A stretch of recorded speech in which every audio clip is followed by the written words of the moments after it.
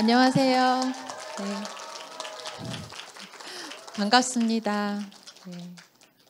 와, 레드카펫 위에 서니까 너무 가슴이 두근두근거리네요. 네. 오늘 눈이 왔잖아요. 네. 사실상 저한테는 첫눈이었거든요. 그래서 아침에 이렇게 딱 일어났는데 눈을 봐서 너무 기분이 좋았어요. 그리고 저는 눈 오는 날 꼭 생각나는 말이 있는데 눈 오는 날은 거지가 빨래하는 날. 네. 제가 책에도 썼는데 눈 오는 날이 춥지가 않거든요. 그래서 거지도 빨래를 할 수 있다. 그 말이 굉장히 뭔가 마음이 따뜻해지는 것 같아요. 춥지만 거지도 빨래하고 길냥이도 예, 안전한 그런 날 여러분들을 만나게 돼서 더 반갑습니다. 네, 오늘 시간이 많지 않으니 제가 빨리 본론으로 넘어가도록 할게요. 저를 소개해드리면 저는 은유라는 이름으로 글을 쓰고 있습니다. 네, 은유가 본명이냐 필명이냐 너무 많이 물어보셔가지고 제가 앞에 했는데요. 뭘까요? 네, 그렇습니다. 필명이고요. 글을 쓰려고 지은 이름은 아니고 예, 저도 책 모임에 참여를 했었거든요. 그래서 그때 우리 서로 닉네임으로 부르자 해서 이제 지은 이름이 은유였어요. 그리고 메타포 그 뜻 맞고요. 내 마음은 호수다. 네, 인생은 길이다. 이런 거 다 은유잖아요. 그래서 우리 삶에 좀 좋은 은유가 아름다운 은유가 많아졌으면 하는 바람에서 네, 지었고요. 제가 은유라는 이름으로 지은 거는 한 15년쯤 된 것 같고요. 은유라는 이름의 첫 책이 나온 거는 딱 10년 전이에요. 2012년 11월. 예, 그래서 10년 동안 쓰다 보니 10권의 책을 냈습니다. 아까 선생님들처럼 많이 읽어주셔가지고 제가 또 거기에 힘을 얻어서 냈는데요. 제일 처음에 낸 책은 저의 좀 자전적 에세이, 네, 제 사적인 자아의 이야기가 제일 많이 들어있는 책이 이제 올드걸의 시집이라는 산문집이고, 제가 저 책을 쓰고 글을 제일 맹렬하게 썼을 때 돌이켜 보면 제 인생이 가장 좀 힘들었던 시기였어요. 그때 제가 30대 중반부터 뭔가 이렇게 인생이 고해구나 예, 말로만 듣던 그걸 실감할 수 있는 일들이 막 벌어졌는데 집도 좀 어려워지고 갑자기 좀 엄마도 돌아가시고 오빠도 아프고 막 뭐가 이렇게 걷잡을 수 없이 밀려오는 일들을 이렇게 감당해내면서 또 아이도 둘 있고요. 저는 아이 키우는 것에 제일 안 좋은 점은 좋은 점도 많지만 슬플 때 슬픔에 몰입할 수 없다? 예, 슬퍼도 밥해야 되고 슬퍼도 유치원 보내야 되고 막 이런 거 너무 잔인한 것 같아요. 그래서 아이 키우고 또 슬퍼하고 일도 하고 돈도 벌어야 되고 그러면서 좀 부대끼잖아요. 그때 이제 그 부대끼는 마음을 이렇게 해소하지 않았더니 제가 너무 짜증이 많아지는 거예요. 화가 이렇게 쌓이는 느낌? 예, 그래서 글을 쓰기 시작했는데 글 쓰고 나니까 현실은 그대로인데 그걸 바라보는 제 관점이 좀 달라지는 걸 느꼈어요. 그래서 글쓰기가 구원의 역할을 하는구나. 네, 셀프 구원이구나. 이래서 글쓰기로 제가 좀 살만해졌다. 그래서 그 글쓰기를 좀 전파하자 해서 글쓰기 수업을 열게 됐고요. 글쓰기 수업을 지금 한 12년째 하고 있어요. 그 5년 차에 제가 낸 책이 글쓰기 최전선, 예, 6년 차에 쓰기의 말들 냈고 또 쓰기의 말들 내고부터 제가 조금 더 타인의 아픔도 알게 됐어요. 왜냐하면 글쓰기 수업에 오는 분들은 그냥 오지 않고 고통을 안고 오시거든요.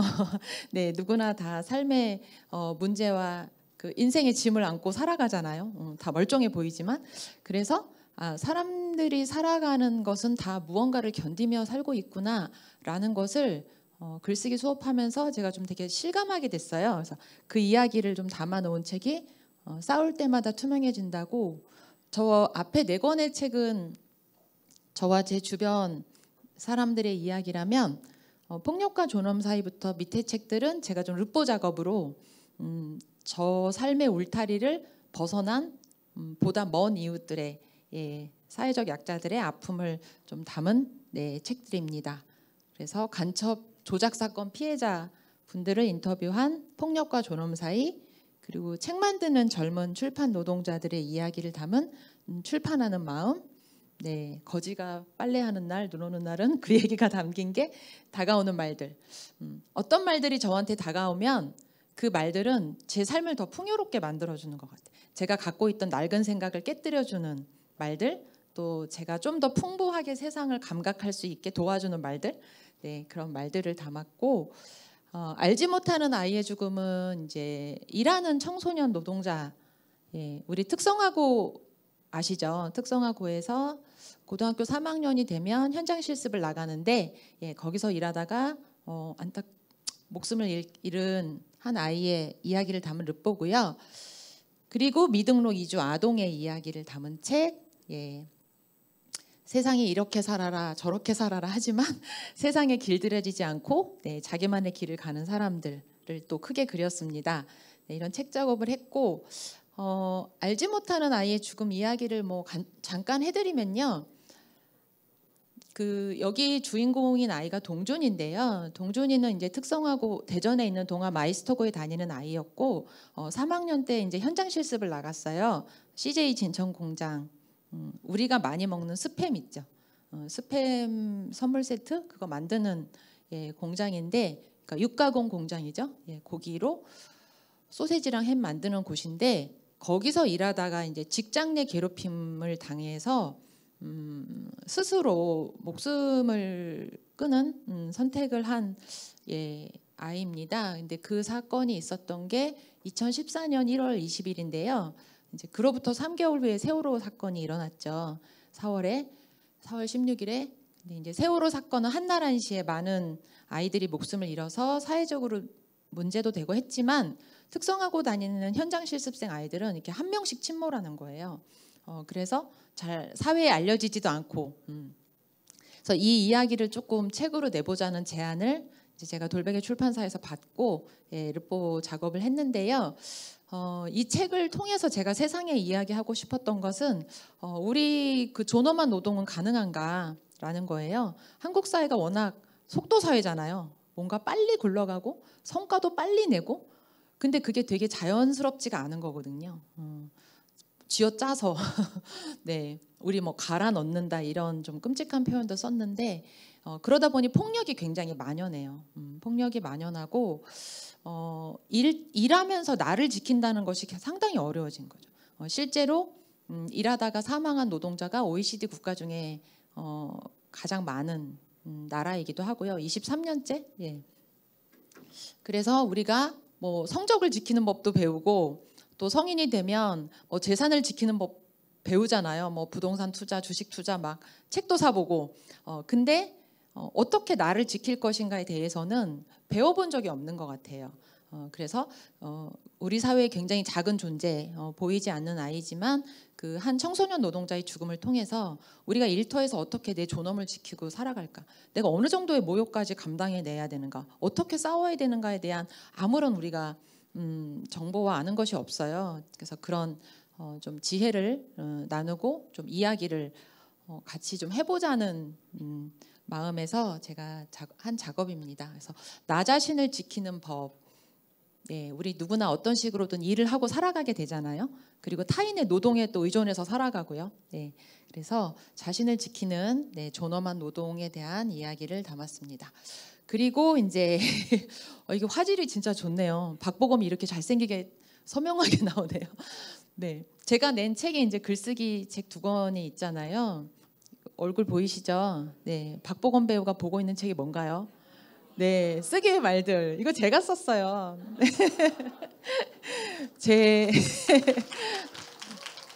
뭔가 제 인생에 굉장한 큰 이벤트 같은 개 탔다 그러죠, 이런 거. 그래서 이게 효린의 민박이라는 프로에 이제 박보검이 출연하면서 쉬는 시간에 책 보는 장면이 있었는데, 그때 본 책이 제가 쓴 쓰기의 말들이었습니다. 난리가 났었죠. 저는 몰랐거든요. 이게 보통 출판사 PPL로 이렇게 들어가는 경우도 있는데 이건 그냥이었어요. 예. 우연히 박보검이 이거를 이렇게 봤는데 이제 쓰기의 말들이었고 이게 2019년 1월에 나왔나? 하여튼 제가 이 이후로 강연을 가면 항상 이 사진이 붙어 있었어요, 입구에. 그래서 저를 소개할 때도 박보검이 읽은 쓰기의 말들을 쓴 은유 작가님. 그 얘기를 하도 많이 들었더니 쓰기의 말들을 박보검이 쓴 것 같은 거예요. 네, 그랬는데 저는 그때 느낀 게 뭐냐면 저 위에 서사의 중요성이라고 써 있잖아요. 그러니까 서사는 이야기란 뜻인데 우리가 왜 글을 써야 되지? 할 때 자기 이야기가 있어야 된다. 자기 이야기가 없으면 쉽게 지워진다라는 이야기를 제가 했었는데 사람만 그런 게 아니라 책도 그렇다라는 거 알게 된 거예요. 그러니까 존재감이 되게 생기는 거예요. 이 책이 스토리가 생기니까. 그래서 뭐 똑같은 책이지만 최전선 뭐 은유라는 사람이 썼어. 이거 말고 아 은유가 썼는데 효린의 민박에서 박보검도 읽었대. 그러니까 조금 더 탄탄하게 뿌리 내리는 느낌. 그래서 서사가 참 중요하구나. 사람도 사물도 예 그걸 느꼈어요. 그래서 우리가 뭐 볼펜 같은 것도 다이소에서 사거나 이런 데서 뭐 이렇게 기념품으로 준 거는 잃어버려도 아쉽지가 않은데 뭐 졸업날 선물 받았다. 어떤 자기만의 서사가 있으면 애지중지하게 되잖아요. 우리 삶도 그렇다라는 겁니다. 네. 그래서 작가가 되고 싶어하는 분들 이제 되게 많고 내 책 내고 싶다. 예, 그래서 글쓰기 배우고 싶다 많이 하시는데 작가가 뭐 하는 사람인지 저는 자기만의 정의가 있었으면 좋겠어요. 그래서 제가 좋아하는 작가의 정의인데 도리스 레싱이라는 영국의 소설가가 작가는 다른 사람들이 하지 않는 이야기, 아무도 하고 싶어하지 않는 이야기를 해야 하며 동시대의 문제를 폭로하고 경고해야 한다라고 말했습니다. 그러니까 조금 더 스케일 크게 넓은 시야와 관점으로 글을 써야 된다. 뭐 이런 이야기인데요. 계속 보겠습니다. 네, 글쓰기 왜 해야 할까? 뭐 글쓰기 유행 글쓰기 책 너무 많이 나오고 저자도 되게 많아진 시대가 됐고 저도 책을 냈고요. 마치 막 영어를 잘하면 좋은 것처럼 글쓰기도 잘하면 좋다 이렇게 생각을 하시는데 그 말도 맞아요. 그렇지만 내 입장에서 글쓰기라는 것은 자기 생각을 갖는 일이거든요. 그럼 나는 왜 글을 쓰고 싶어 했지? 이제 여기서 출발해 보는 거예요. 그래서 저도 그 질문을 스스로에게 던져봤는데 그래서 쓴 글이 이제 제 첫 번째 글쓰기 책 글쓰기 최전선에 제일 앞에 나와요. 나는 왜 쓰는가? 이게 원래 조지 오웰의 그 산문으로 유명한 제목인데요. 내가 왜 글을 쓰나 생각해봤더니 제 언어가 너무 없었어요. 나는 사회적 약자구나라고 느낀 게 제가 돈이 없어서도 아니고 지위가 없어서도 아니고 제 언어가 없는 거예요. 그래서 자기 언어를 갖지 못한 자는 누구나 약자다라는 이야기를 썼는데 다시 말하면 뭐냐면은 저는 제가 여성이고 결혼해서 아이를 키우지 않았으면 글을 아마 안 쓰지 않았을까? 뭐 이런 생각을 좀 해봐요. 가부장제 사회에서 여성이 결혼을 하고 아이를 낳으면 저 자신의 감정과 욕구와 욕망과 모든 걸 설명할 수 있는 언어 없어져 버리더라고요. 그냥 저는 엄마예요.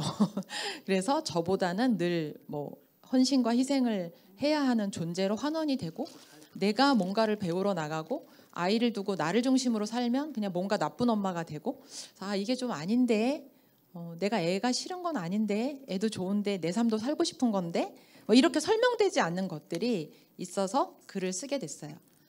가부장제 사회에서 여성이 또 약자인 것은 뭐 성폭력 피해 같은 걸 입어도 피해자를 비난하는 말들이 많았잖아요. 그러게 왜 술을 마셨어? 왜 밤늦게 다녀? 왜 MT를 따라가? 막 이런 식으로. 그러니까 이제 양육자들도 뭐 밤늦게 다니지 마라. 이렇게 딸들을 단속하지 가해자가 될 가능성도 있는 아들을 단속하는 부모들은 많이 없단 말이죠. 예, 그래서 가부장제 사회에서 여성이 언어가 없구나. 아까 그 현장 실습생 동준이도 또 한국 사회가 엄청난 성인 중심 사회예요. 어른 중심 사회. 그래서 청소년과 아동도 약자예요. 자기 언어가 많이 없어요. 동준이 현장 실습생 동준이도 직장 내 괴롭힘을 당하면서 굉장히 회사 생활 괴로웠어요. 그래서 엄마한테 나 회사 안 가고 싶어.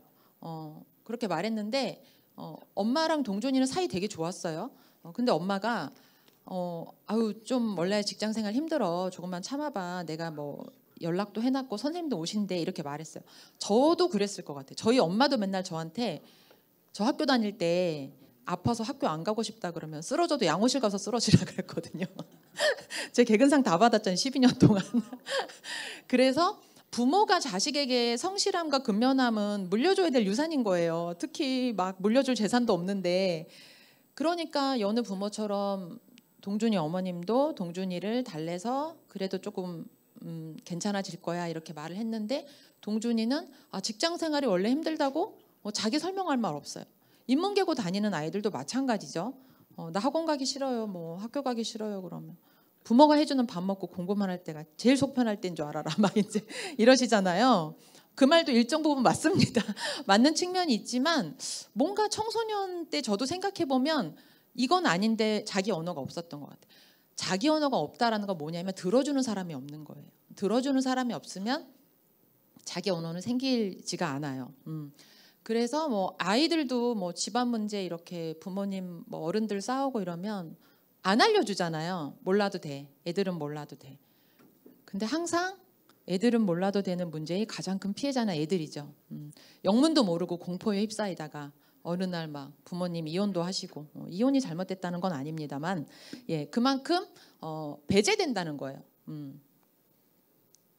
장애인 중심, 비장애인 중심 사회에서 장애인도 사회적 약자고, 예. 어떤 장애인분도 그런 얘기 하셨어요. 왜 자꾸 장애를 극복하라 그러냐. 대부분의 장애는 극복이 안 된다. 장애인인 채로 잘 살면 안 되냐 이렇게 말을 했고요. 그래서 우리가 당사자들, 사회적 약자들, 목소리에 지분이 없었던 사람들이 저는 더 많이 이야기를 하고 글을 쓰는 것이 우리 사회가 더 좋아지는 길이라고 생각을 합니다. 그래서 저도 이제 아까 말씀드린 것처럼 글을 쓴 이유는 나를 나에게 설명하기. 제가 막 거창한 어떤 무슨 뭘 얘기하는 건 아니고 적어도 나 자신의 감정은 알자. 내가 왜 이렇게 자꾸 화가 나고 울컥하고 무슨 말하려고 하면 눈물부터 나지? 예, 그래서 제 감정 그리고 나의 욕망과 능력을 아는 것도 상당히 중요한 것 같아요. 내가 어떻게 살고 싶은 사람인지. 그러니까 세상은 어떤 이미 해석이 다 내려져 있어요. 돈이 최고야. 뭐 너 결혼 안 하면 늙어서 외로워. 막 이런 해석들 있잖아요. 제 친구는 하도 엄마가 결혼 안 하고 있으니까 그래서 결혼해도 엄마보다는 안 해도 엄마보다는 안 외로울 거야 이렇게 말을 했대요. 근데 뭐 어떻게 살아야 하는지에 대한 개인의 존중과 다양한 삶의 모델이 있기보다는 획일적인 것을 살도록 많이 강요를 하죠. 그래서 저 같은 경우도 저는 너무 많은 돈을 벌 기회도 없기도 하겠지만 돈보다 저는 시간이 많은 게 더 좋아요. 그리고 지금 뭐 공무원이 되게 좋은 직업이고 뭐 교사도 좋은 직업이고 어떤 전문직 좋은 직업이라고 하지만 제가 만약에 젊어서 다시 직업을 가질 수 있다고 해도 저한테는 막 그런 직업들이 매력이 있진 않아요. 왜냐하면 저는 제가 이렇게 혼자 조용히 글 쓰고 제 속도대로 이렇게 조직이 아닌 곳에서 일하는 게 좋거든요. 그래서 어쨌든 글을 쓴다는 것은 내가 언제 피어나고 어디에 가 있으면 위축돼 있는지 아는 일, 자기 자신에 대한 탐구 하는 작업입니다. 그래서 내 삶을 이제 타인과 공유를 하는 것이 글이죠. 글쓰기. 아까 말씀드린 것처럼 또 우리 사회가 약간 정상성의 기준이 이렇게 있다 보니 거짓자로 살게 많이 만들어요. 그러니까 어떤 척을 하게 만들어요. 내가 대학을 안 나왔지만 다 사람들이 대학 나온 것처럼 얘기하면 대학을 나온 것처럼 있어야 되는 것 같고, 또 모두가 다 엄마가 해주는 밥 먹고 큰 것처럼 이야기할 때 나는 엄마 3살 때 집을 나가서 할머니 손에 컸는데, 근데 그런 거 말하기 좀 꺼림칙하고 뭐 여러 가지가 있습니다. 그래서 저는 글 쓰는 일은 자기는 어떤 삶을 살았다라는 것을 조금 안전하고 사려 깊게 자기만의 속도로 이야기하는 일인 것 같아요. 그래서 나는 뭐뭐뭐입니다. 네, 제가 어저께 읽은 책에도 나의 아버지는 자살로 세상을 떠났다 뭐 이런 그 문장이 있었는데요. 그래서 항상 아버지 이야기를 할 때 아버지가 있는 척 하는 게 힘들었다 뭐 이런 이야기도 있고요. 또 저가 이제 글쓰기 수업을 하다 보면 진짜 누구나 찢어버리거나 접어버리고 싶은 삶의 한 페이지가 다 있잖아요. 예, 그거 글로 쓰시는 분들 굉장히 많은데 뭐 가난도 되게 부끄럽게 여기게 하는 사회 분위기가 있죠. 그래서 나의 아버지가 일용직 노동자다 그런 이야기를 하지 못했다가 이제 글쓰기를 통해서 한 분도 계시는데요. 그럴 때 우리가 생각해 보는 거예요. 내가 왜 가난을 부끄럽게 여겼지? 우리 아버지 매일같이 일했는데 새벽 첫 차 타고 나가서 근데 그렇게 평생을 일해도 가난하면 가령 지금 화물 노동자들 또 기사님 파업하고 있는데 굉장히 상황이 열악하더라고요. 저도 이제 기사를 쭉 읽어보고 있는데 근데 평생을 일해도 가난하면 그게 내가 게을러서가 아니라 사회 분배 구조가 잘못되어 있기 때문이죠. 그럼 가난이 부끄러운 게 아니라 가난을 부끄럽게 여기는 사회가 부끄러운 것이다 라는 자기만의 결론을 내리게 돼요. 우리 뭐 결혼도 하고 이혼도 하지만 결혼은 축하하고 이혼은 뭔가 좀 동정하거나 쯧쯧쯧 뭐 약간 안 좋게 생각하잖아요. 부끄럽게 여기는 사회적 분위기가 있지만 결혼도 이혼도 다 잘 살기 위해서 선택하는 거죠. 누군가는 결혼을 통해 삶이 닫히기도 하고 누군가는 이혼을 통해 삶이 다시 시작되기도 한다는 거죠. 그래서 우리가 그런 이미 사회가 내린 통념 판단 말고 자기 판단을 자기 해석을 만들어가는 게 저는 글쓰기라고 생각을 합니다. 그래서 자기 생각과 의견을 가진 시민이 되는 거죠. 자기 정리를 한번 하는 것, 예, 그것이 글쓰기. 그래야 타인의 삶도 좀 잘 보이는 것 같아요. 아, 다른 사람들은 이렇게 사는구나. 나와 연결된 타인과 세상을 이해하는데 되게 좋은 게 이제 글쓰기. 프랑스와 줄리앙이라는 이제 파리 7대학 교수가 저희 한국에 한번 왔었어요. 2020년, 19년 그때 왔었는데 인터뷰에서 이런 이야기를 했어요. 타자에 대한 혐오를 쏟아내는 사람은 스스로 존재의 의미를 찾지 못한 사람이다. 사람과 사람이 소통하고 이해하려면 나부터 독립적인 주체가 돼야 한다. 다른 사람을 있는 그대로 인정하려면 자기 정체성부터 확립해야 한다. 한국 사회에 혐오가 만연한 것은 사람들이 나를 찾지 못했다는 뜻일 수도 있다라는 거예요. 제가 앞에서 계속 한 얘기죠. 그러니까 저도 제 삶에 불만족이 컸을 때 타인한테 유독 옹색하게 굴고 야박하게 굴었어요. 내 풀리지 않는 삶의 문제와 화와 짜증이 늘 자기 약자한테 흘러가요. 저보다 약자 누구일까요? 애들. 네.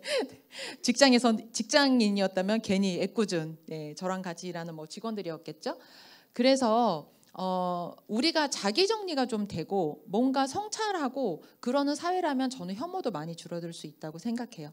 지금 더 각박해지고 뭔가 더 경쟁이 심화되면서 혐오라는 말도 한국 사회에 더 일반적인 언어가 됐잖아요.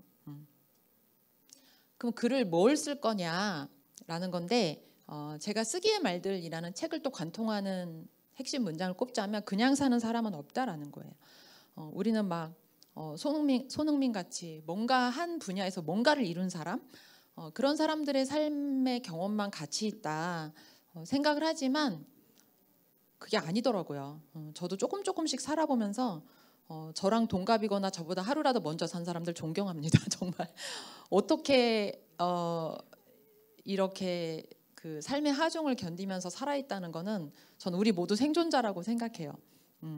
특히 한국이 좀 사회 안전망이 탄탄하지 않아서 좀 힘들어요. 개인에게 주어지는 부담이 많고 우리가 평범한 삶이다 이렇게 말하지만 평범하게 살기 위해서는 평범하지 않은 노력이 필요한 거예요.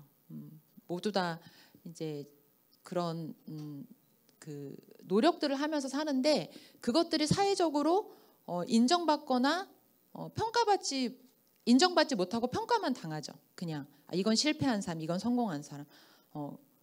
근데 그게 아니에요. 그 잣대를 뭘 기준으로 하느냐 거기 휘둘리면 안 되고 자기가 의미 부여를 하는 게 글쓰기.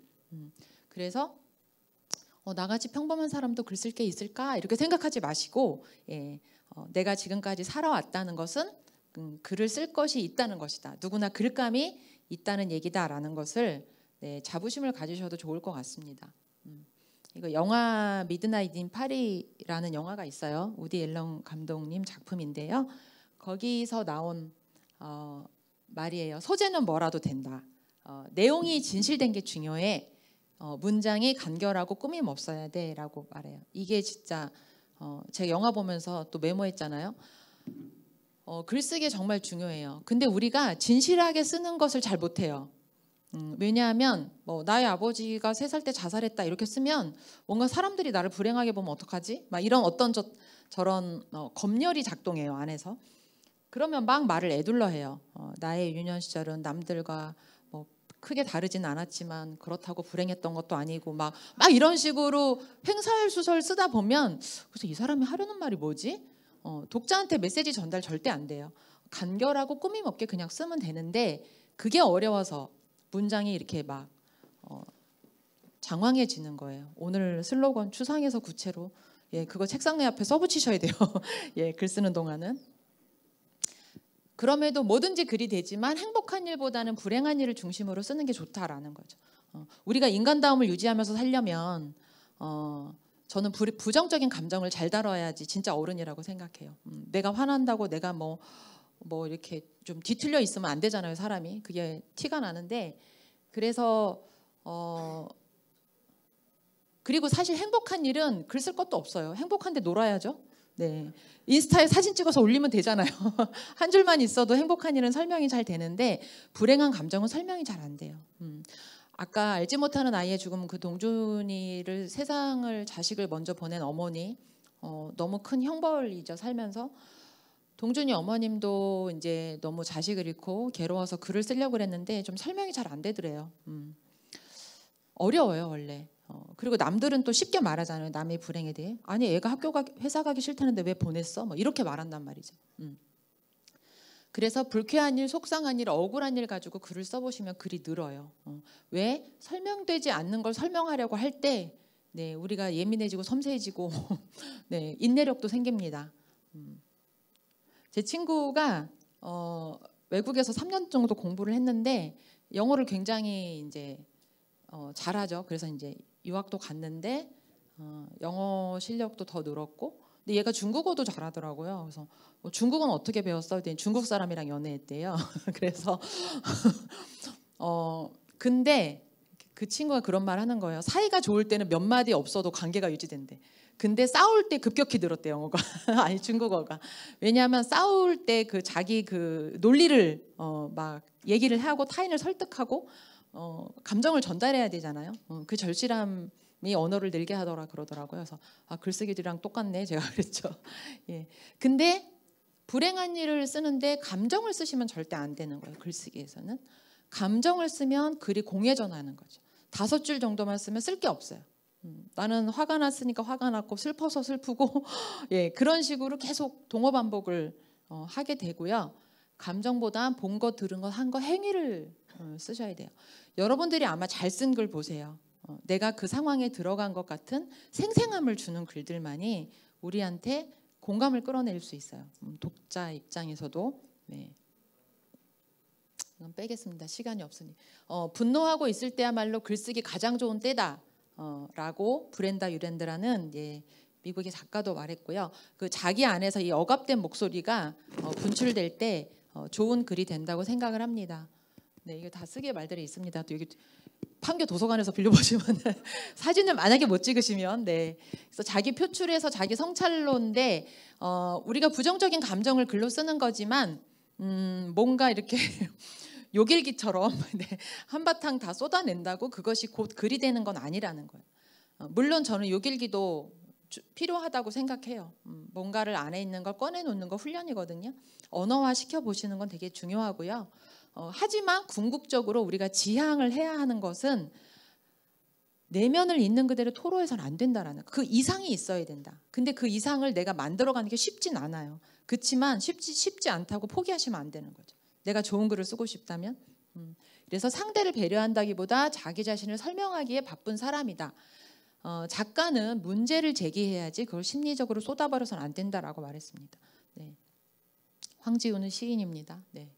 그럼 어떻게 써야 할까? 그 자문자답이라는 거죠. 자문자답이 뭐냐? 내가 묻고 내가 생각하는, 내가 대답하는 게 자문자답. 한나 아렌트라는 철학자도 사유란 자기 자신과의 대화다 이렇게 말했어요. 우리가 뭐에 대해서 생각한다라는 것은 자기 자신과 대화하는 거예요. 생각한다. 생각을 생각하는 거죠. 아, 나 잘 살고 싶어. 그러면 잘 산다는 게 뭐야? 어떤 분이 자기가 얼마 전에 그 글쓰기 수업에서 그랬나? 뭐 이렇게 세속적인 욕망이 자기는 없다고 생각했는데 뭐 차를 뭐 친구들이 좋은 차를 사고 뭐 주변에서 이렇게 사는 거 보니까 자기도 사고 싶다. 좋은 차 사고 싶다 이러더라고요. 그래서 전 또 그 얘기 들으면 또 딴 세상 얘기하지. 저는 차가 사고 싶어도 저거 태어나서 한 번도 없거든요.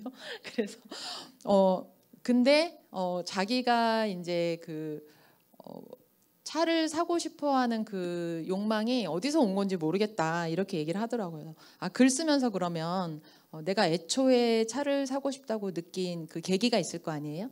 그 상황부터 이제 들어가서 글로 쓰면 되는 거죠. 그래서 우리가 생각보다 자기 생각에 근거 잘 없어요. 잘 몰라요. 있어도.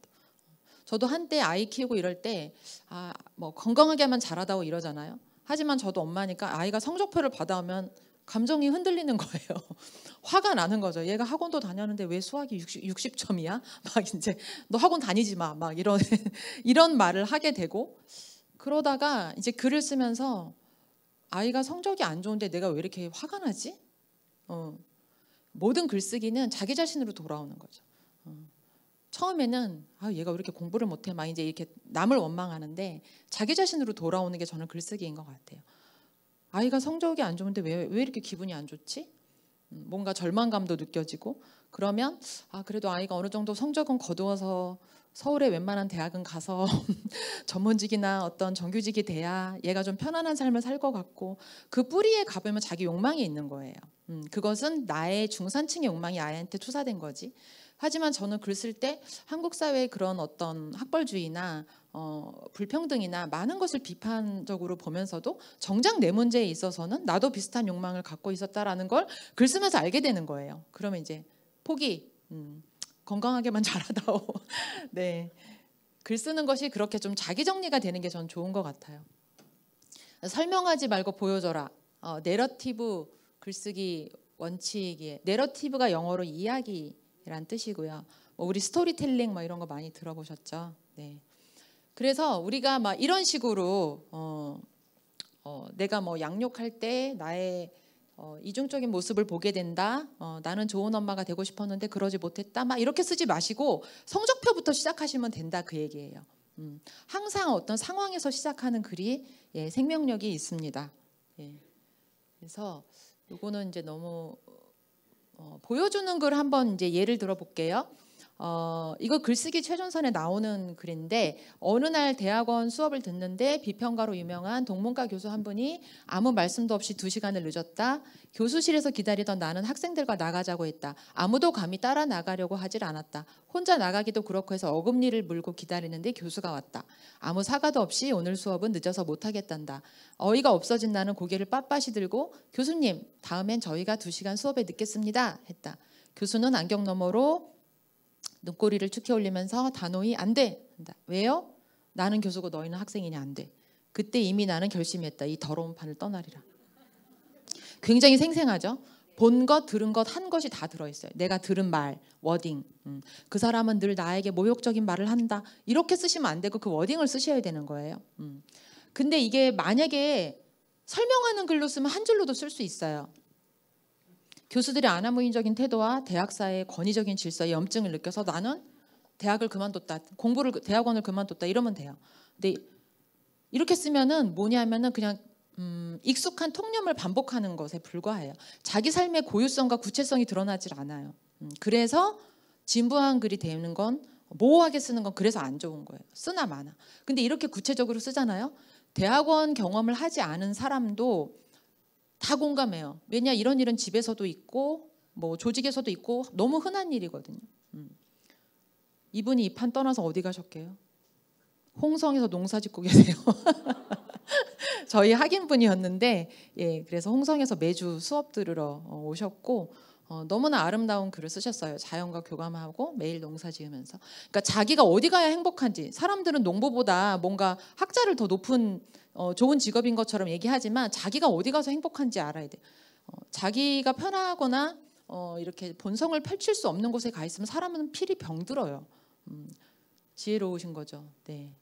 그래서 지금 농사를 짓고 산문에서 모호하게 글을 쓰는 자는 대개 허세를 부리고 자기중심적인 자다라는 거죠. 우리가 모호하게 글을 쓰고 있다라는 것은 자기 연민과 자기 과시에 빠져 있는 거지 소통하려는 의지는 없는 거예요. 왜? 나만 아는 글을 쓰는 거니까. 그래서 글을 명료하게 쓰는 게 중요하고요. 말의 정확한 사용은 고통의 치유제다. 네. 무언가를 정확하게 쓸 수 있을 때 우리가 그 고통으로부터 좀 노연할 수 있어요. 저도 그 육아노동, 지필노동, 정서노동 온갖 노동에 막 이렇게 압박을 느끼다가 글을 쓰면서 조금 편해졌어요. 왜 편해졌냐면은 상황은 그대로인데 아이들이 뭐 갑자기 큰 것도 아니고 근데 내가 아까 말한 것처럼 지켜야 될 것과 놓아야 될 것이 이제 분간이 되는 거죠. 분별이 되는 거죠. 아이 성적에 대해서는 내가 좀 마음을 내려놓는 게 필요하겠구나. 좋은 엄마가 되기 전에 아이 30분 잠자기 30분 전에 책 읽어주라는데 나는 내 책 읽고 싶은데 근데 내 책 읽는 것도 나쁘지 않겠구나. 뭐 이런 식으로 내 기준을 만들어가는 일이니까 해석이 달라지는 거죠. 신기한 것들에 한눈 팔지 말고 당연한 것들에 질문을 던지세요. 이건 이제 이성복 시인의 그 말인데 우리가 아까 이제 글쓰기는 생각하는 거라 그랬잖아요. 근데 그러니까 글쓰기는 생각을 강제하는 일이죠. 우리가 글을 쓰지 않으면 생각을 하다 말아버려요. 몰라 그냥. 몰라 어제도 살았는데 오늘도 사라지겠지 막 이렇게 되는데 생각하다의 반대말은 당연하다예요. 우리가 뭐가 당연하면 생각하지 않아요. 원래 그래 당연하지. 직장생활 원래 힘들어. 그럼 남의 고통 안 보이죠. 글 쓰는 사람이 된다는 건 당연한 것을 다시 보는 일이에요. 오늘 여기 청소년 수련관이니까 이걸 해야 되겠네요. 우리도 편의점 많이 털었지. 배고프면 밥을 먹어야 되잖아. 돈 없으면 훔쳐서라도 먹는 게 다 살려고 그러는 거야. 그런데 사람들은 나쁜 짓 하지 말라고만 하잖아. 근본적으로 이 사람이 왜 이렇게 됐는지 세상 사람들은 중요하지 않아. 우리를 바꾸려고 하는 게 아니라 우리를 보는 안 좋은 시선을 바꾸려고 노력했으면 좋겠다. 이게 탈가정 청소년이 이렇게 말했어요. 인터뷰했던 건데요. 탈가정 청소년이 뭐냐면 우리가 소위 가출 청소년이라고 과거엔 불렀죠. 근데 가출 청소년 그러면 좀 뭔가 비행 청소년처럼 부정적인 의미가 이제 묻어 있는데 어떤 아이가 집을 나왔다라는 것은 집보다 거리가 안전하기 때문에 나오는 경우가 거의 대부분이에요. 집에 가면 자신을 때리는 양육자가 있거나 뭐 알코올 의존증에 걸려서 밥도 먹을 수 없고 자기 이야기를 들어주는 사람도 없고 그래서 나오는 거죠. 모든 생명체는 자기 유리한 곳에 가요. 집이 안전한데 나올 일은 없죠. 그래서 이 아이들은 자신을 억압하는 환경에서 뛰쳐나온 살려고 뛰쳐나온 주체적인 존재로 봐야 한다라는 것이 청소년 인권의 관점이에요. 그래서 탈가정 청소년이라고 부르고 학교를 다니지 않는 아이들도 탈학교 청소년 이렇게 부르는데요. 이 당연한 것에 질문 던지는 거죠. 그럼 배고프면 어떡해? 왜 무조건 도둑질하지 말라고만 해? 배고픈 사람이 음식을 도둑질하거나 착취당한 사람이 파업을 한다는 건 당연하다. 오히려 설명되어야 할 것은 배고픈 사람들 중 대부분이 왜 도둑질을 하지 않으며 착취당한 사람들 중 대부분이 왜 파업을 하지 않는가 하는 사실이다. 비렐름 라이라는 학자가 파시즘의 대중심리란 책에서 한 말이에요. 청소년이 한 말이랑 똑같죠. 지하철 노조도 파업하고 하는데 지하철에서 일하다가 돌아가시는 기관사들 되게 많고요. 제가 그저께도 지방에 강연이 있어서 가면서 서울역 그저께가 아니구나 지난주에 철도 파업할 때 이렇게 노동자들이 조끼 입었는데 올해도 4명의 동료를 잃었습니다 이렇게 써 있더라고요. 일하다가 죽는 상황에서 파업 아니면 노동자들은 자기 요구와 안전하게 일할 권리를 주장할 수가 없어요. 그래서 우리가 당연한 것에 질문을 던져야 합니다. 네, 그래서 글쓰기는 뭐 실패 체험이다. 그러니까 글쓰기가 어려운 이유는 못 써보는 방식으로밖에 잘 쓸 수가 없어요. 근데 못 써보는 구간을 견디지를 못해요. 자의식들이 강하셔가지고 내가 왜 이거밖에 안 돼? 아무것도 안 쓰고 있으면 잘 쓸 수도 있는 사람인데 뭐라도 썼더니 나는 너무 못 쓰는 사람이야. 그래서 막 포기해버리시는 거예요. 근데 그 구간을 잘 통과하셔야 돼요. 우리가 자전거 배울 때 넘어질 수밖에 없잖아요. 그래야 균형 감각을 배우죠. 되게 비슷해요. 글쓰기도 설명하지 말고 보여주라 그랬는데 근데 설명하는 글을 많이 써봐야 이렇게 쓰면 전달이 안 되는구나를 알아야 바꿀 수가 있는 거예요. 그리고 뭐 가령 제가 이렇게 책에 나오는 글도 이렇게 뭐 되게 의젓해 보이지만 이것이 초고가 아니라는 거 엄청 많이 처음에 썼던 글은 다 이상했다는 거 엄청 많이 고치고 다시 생각해보고 그런 거죠. 그래서 실패를 두려워하고 그렇게 내 자기의 부족함을 보는 것을 못 견뎌 하시는 분들은 글쓰기 좀 하기 힘든 것 같아요. 그래서 이제 글을 쓰겠다 하면 일과에서 글 쓰는 최소 시간을 확보하시는 게 1번입니다. 네. 저도 여행을 가거나 이렇게 영화 같은 거 볼 때 자막 없이 보고 싶어서 영어 공부를 늘 하고 싶거든요. 근데 이때까지 한 번도 성공한 적이 없어요.